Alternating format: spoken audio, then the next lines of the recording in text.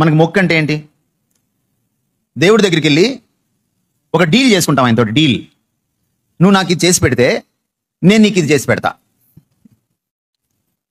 అదే కదా మనకి మొక్కు అంటే మన దేశంలో. దేవుడితో డీల్ అనమాట. నువ్వు నాకు ఇది చెయ్యి, అప్పుడు నేను నీకు ఇది చేస్తా. అది మొక్కు. కానీ బైబిల్లో మొక్కు అంటే అది కాదు. బైబిల్లో మొక్కు అంటే అర్థం ఏంటంటే, ఇప్పుడు సందర్భం చూడండి. ఎప్పుడు మీరు వాక్యం చదివినా సందర్భం నుంచే అర్థాన్ని తీసుకోవాలి. సందర్భం ఏమిటి? అబ్రహాముకి లేక లేక ఒక కొడుకుని ఇచ్చాడు. అది కూడా 25 సంవత్సరాలు ఇస్తాను ఇస్తాను ఇస్తాను అని ఇవ్వకుండా ఊరించి 75 సంవత్సరాలు అప్పుడు పిలిచి 100 ఏళ్ళు అప్పుడు ఇచ్చాడు. అప్పుడు అబ్రహాంకి ఎలా ఉంటుంది ఆ కొడుకుని చూడగానే? ఇక అతడే లోకం అయిపోయాడు. అతడే లోకం అయిపోయినప్పుడు అతనికి 11-12 ఏళ్ళు వచ్చేటప్పటికి అబ్రహాము హృదయంలో ఆయన విగ్రహం అయిపోయాడు. ఎవరు? కొడుకు. భర్తకి భార్య విగ్రహం వద్దలేదు నాకు తెలియదు, కానీ భార్యకు భర్త విగ్రహం వద్దలేదు తెలియదు, కానీ ఈ కాలంలో పిల్లలు అయ్యే అవకాశం ఉంది,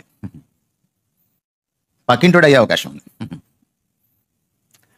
డబ్బో దస్కమో అధికారమో అందలమో ఒక విగ్రహం అయ్యే అవకాశం ఉంది. నా అబ్రహాంకి తెలియదు ఏంటంటే, కొండెక్కి ఆయన్ని మొక్కేదాకా ఆ కత్తి ఎత్తి ఇక చంపేస్తాడనంగా ఆఖరి నిమిషంలో దేవుడు ఆగమన్నాడు. ఎందుకు ఆఖరి నిమిషం దాకా దేవుడు ఆగాడంటే, దేవుడికి కావాల్సింది ఆ బయట ఉన్న ఇస్సాకు కాదు, ఆ గుండెల్లో విగ్రహం అయిపోయారు ఇస్సాకు.